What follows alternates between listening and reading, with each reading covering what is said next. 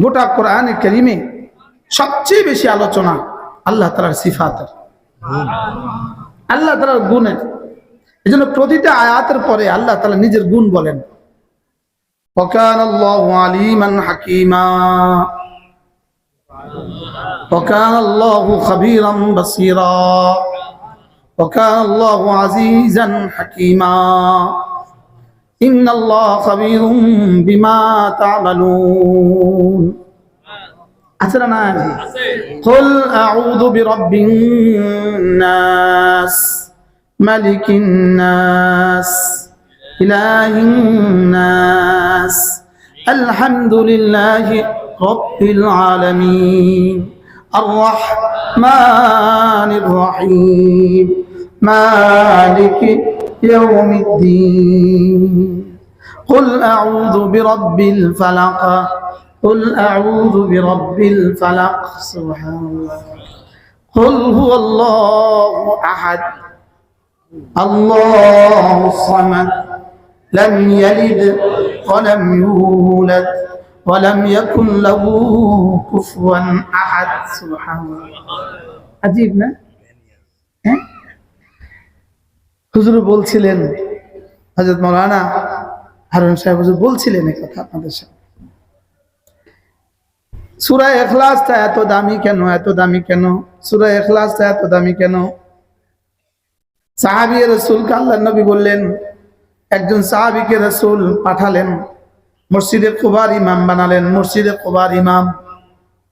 ওই সাহাবী প্রত্যেক নামাজের মধ্যে সূরা ফাতিহার পরে সূরা মিলায়, এরপরে পড়ে কুল হুয়াল্লাহু আহাদ আল্লাহুস সামাদ লাম ইয়ালিদ ওয়া লাম ইউলাদ ওয়ালাম ইয়াকুন লাহু কুফুয়ান আহাদ। মাগরিবের নামাজে দোনো রাকাতে সূরা ইখলাস, এশার নামাজে দোনো রাকাতে সূরা ইখলাস, ফজরের নামাজে দোনো রাকাতে সূরা ইখলাস। যোহর আসর তো শোনা যায় না, মনে হয় সেখানেও পড়ে।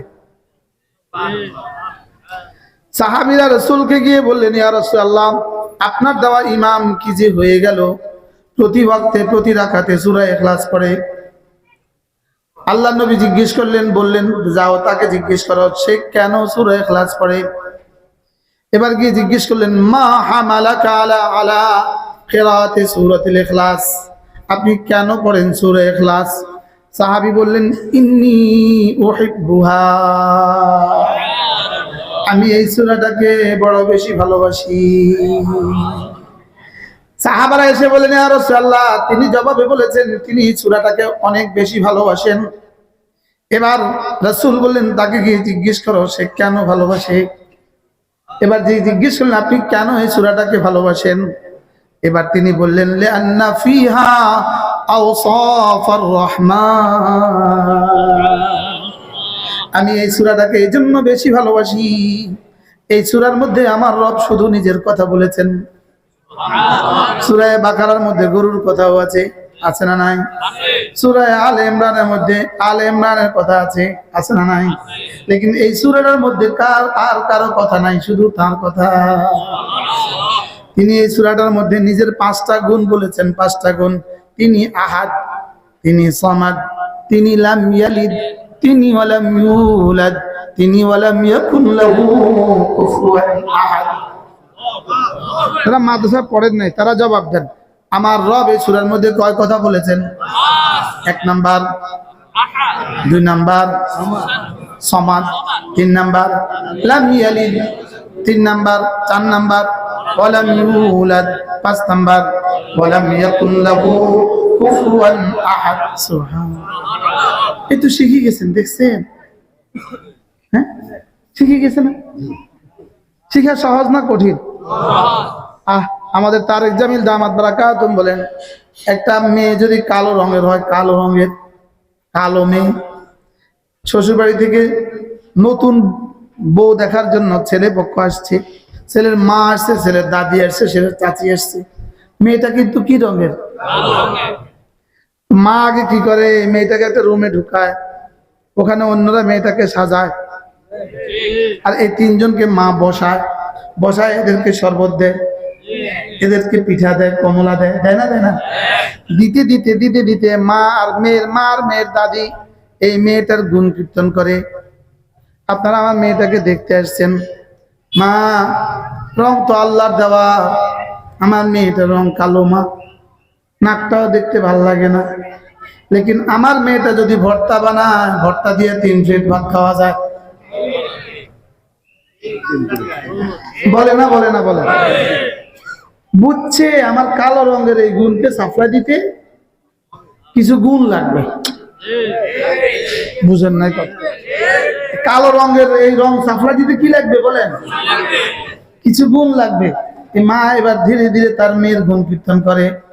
মা জানেন না আমার যে কি লক্ষ্মী মেয়ে, রংটা কিন্তু কালো, দেখলে কিন্তু পছন্দ হবে না, লেকিন আমি যখন বাথরুমে যাই, আমার বাথরুমে যাওয়ার আগে আমার মেয়েটা বাথরুমের দুয়ারে দাঁড়ায় থাকে, আমি বের হওয়ার সঙ্গে সঙ্গে আমার কাপড়গুলো এত সুন্দর করে ধুয়ে দেয়, কাপড়ের মধ্যে চেহারা দেখা যায়। কি বুঝাইছে বলে? গুণ গায়, দেখছেন নি কি গায়? আচ্ছা, এই মেয়েটার কালো রঙের মেয়েটার এত গুণ গায় কি লেগা বলেন না? বিয়ে দেওয়ার লেগা, কি লেগা? হযরত বলেন যে একটা মা তো তার কালো মেয়ের এত গুণ গাইতে পারে, একটা মা তো তার কালো মেয়েটার এত গুণ গাইতে পারে, লেকিন হাজারো কোটি উম্মতে মুসলিমা আছে, তাদের এত সুন্দর রবের একটা গুণও সে পারে না।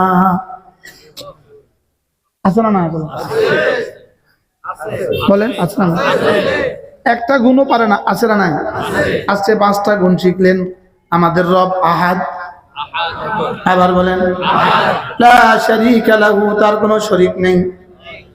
লা ইলাহা ইল্লাল্লাহ ওয়াহদাহু লা শারীকা লাহু, লাহুল মুলকু ওয়া লাহুল হামদু ওয়া হুয়া আলা কুল্লি শাইইন কাদির।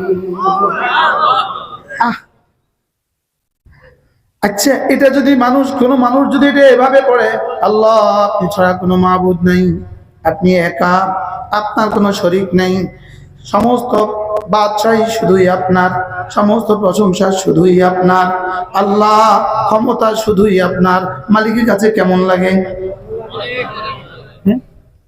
যদি এটা দিল থেকে কেউ বলে তো আল্লাহর কাছে কেমন লাগবে?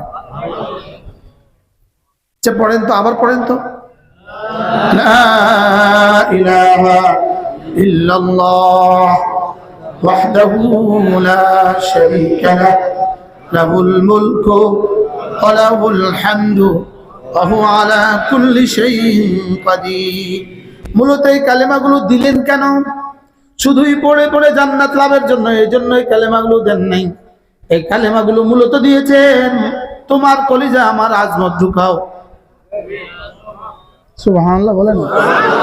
তোমার কলিজা আমার আজমত ঢুকাও, আমার মহত্ব ঢুকাও, তোমার কলিজা আমার সম্মান ঢুকাও, আমি যে বড় এটা ঢুকাও। ডিজির সামনে মাথা নত করো, এসপির সামনে মাথা নত করো, সচিবের সামনে মাথা নত করো, বাদশার সামনে মাথা নত করো। তাহলে লাহুল মুলকু, যিনি সমস্ত বাদশাহীর মালিক, তার আমর আর তার আদেশ তুমি কেন মানবে না? কথা কি বুঝাইতে পারছি? আল্লাহ মূলত কি দিতে চাইলেন? ওলামা একরাম বলেন, আরে আওয়াম কালা নাম, আওয়াম কালা নাম, খাল্লে বললে আল্লাহ আল্লাহ তাআলার সিফাত গুলোকে আমার দিলে বসায়া, আল্লাহ তাআলার আমরের আজমত আমার কলিজায় বসায়া, আল্লাহ তাআলা আমর গুলো আমাকে দিয়ে আদায় করাতে চান। কি বলছি মনে বলে? কি বলছি? আল্লাহ তাআলার সিফাত গুলো বলে বলে বলে আল্লাহ তাআলা আজমত আমার দিলে বসায়া, আল্লাহ তাআলা আমর আমার দিয়ে করাইতে চান। সুবহানাল্লাহ, বুঝতে পারছি? গোটা কোরআনে কারীমে যতগুলো সিফাত আছে, যতগুলো সিফাত আছে, একটাই মাকসাদ, এই সিফাতগুলো আমার তোমার দিলে বসাও, এই সিফাতগুলো তোমার দিলে বসাও। আমাকে তুমি আলিম হিসেবে জানো, আমাকে তুমি খাবির হিসেবে জানো, আমাকে তুমি বাসির হিসেবে জানো, আমাকে তুমি যুল কুওয়াতিল মাতিন হিসেবে জানো, আমাকে তুমি কাদের হিসেবে জানো, আমাকে তুমি মুক্তাদির হিসেবে জানো। কি হয়? তুমি এই কথা বুঝো সব আমার। সুবহানাল্লাহ, সব কার? তুমি এটা বুঝো সব আমার, বলেন না সব কার? পৃথিবীতে এত নাফরমানি কেন? শুধু এটা না বুঝার কারণেই তো। হ্যাঁ